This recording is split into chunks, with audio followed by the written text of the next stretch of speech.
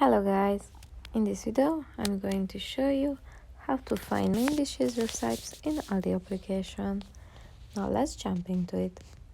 First of all, open the application on your phone. Then you have to tap on the recipes button right there.